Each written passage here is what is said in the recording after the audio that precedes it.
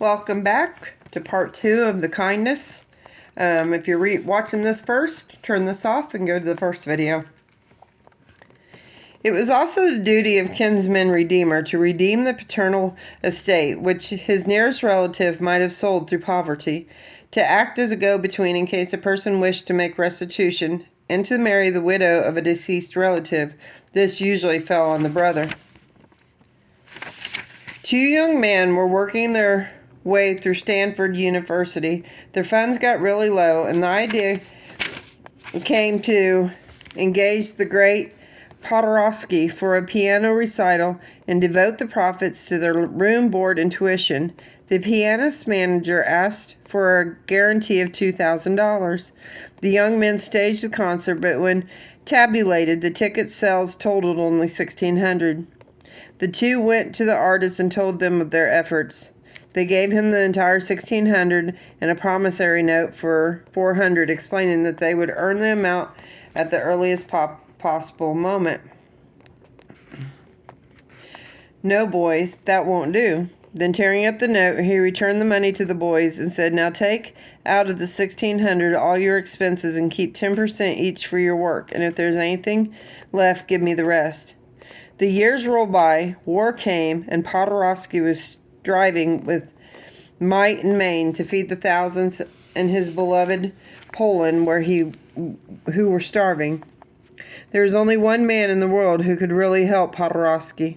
Thousands of tons of food began to come into Poland for distribution. After the starving people were fed, Paderewski traveled to Paris to thank Hubert Hoover for the relief sent to his people. "It's all right, Mr. Paderewski," was Mr. Hoover's reply. "Besides, you don't remember how you helped me once when I was a student at Stanford and I was in a deep hole." Side note: when you think of doing a kindness, don't put it off. After all, what's the use of doing a kindness if you do it a day too late? There's usually a quick window of opportunity, and then it's gone, maybe forever. Timing is everything in being kind to others. The Bible instructs us to cast your bread upon the waters, for after many days you will find it again. Ecclesiastes 11:1. A kindness given is not a kindness lost. It's an investment that has an eternal reward. Besides, you never know when the kindness given will come back to you. There's another principle about kindness: do it immediately. When you think of it, don't put it off. After all, what's the use of doing a kindness if you do it a day too late? There's usually a quick window of opportunity, and then it's gone, maybe forever. Timing is everything in being kind to others. Let's take a page from the life of David. So we're going to go to 2 Samuel 9.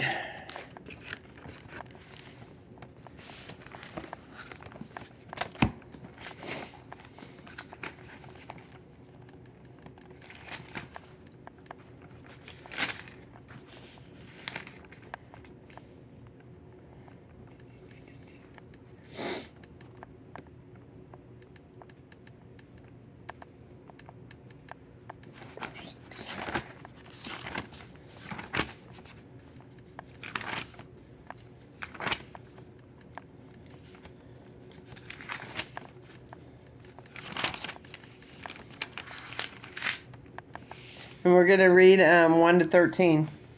Now David said, "Is there still anyone who is left of the house of Saul, that I may show him kindness for Jonathan's sake?" And there was a servant of the house of Saul whose name was Ziba. So when they had called him to David, the king said to him, "Are you Ziba?" He said, "At your service." Then the king said, "Is there not still someone of the house of Saul to whom I may show the kindness of God?" And Ziba said to the king, "There is still a son of Jonathan who is lame in his feet." So the king said to him, "Where is he?" And Ziba said to the king, "Indeed, he is in the house of Machir, the son of Ammiel, in Lo-debar." Then King David sent and brought him out of the house of Machir, the son of Ammiel, from Lo-debar. Now when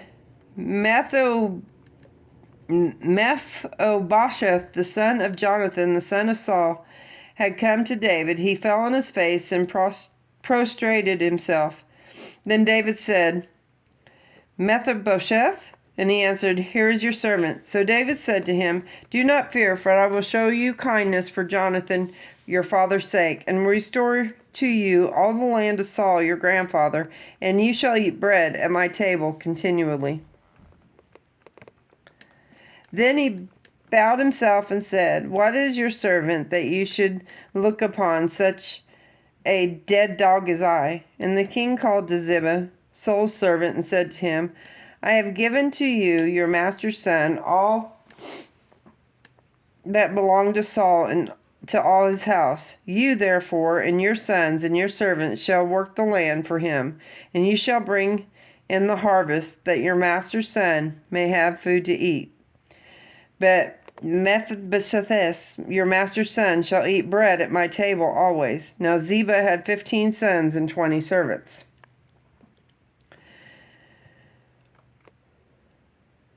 Then Ziba said to the king, According to all that my lord the king has commanded his servant, so will your servant do. As for Mephibosheth, said the king, he shall eat at my table like one of the king's sons. He had a young son whose name was Micah, and all who dwelt in the house of Ziba were servants of Mephibosheth. So Mephibosheth dwelt in Jerusalem, for he ate continually at the king's table, and he was lame in both of his feet.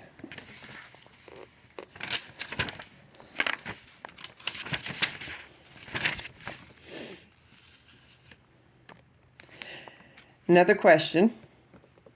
That's actually an assignment. Write down some of the principles of living and acting with kindness you have learned from this study.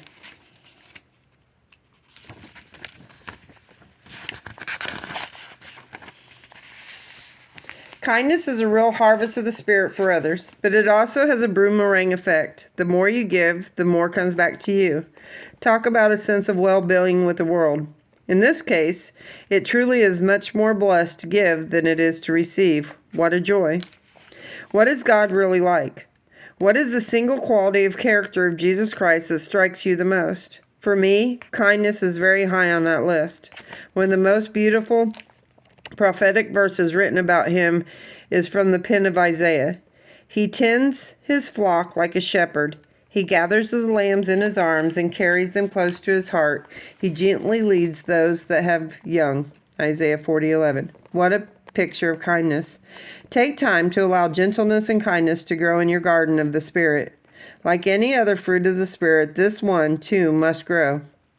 You just don't simply decide to be gentle, and it happens.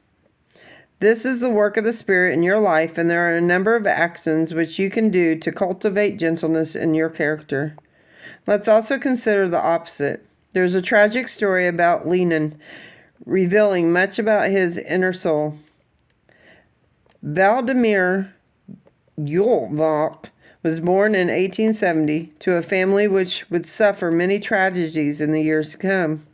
Later, he used the pen name Lenin to promote his revolutionary ideas. He so wrapped himself in work that he lost almost all capacity for human tenderness.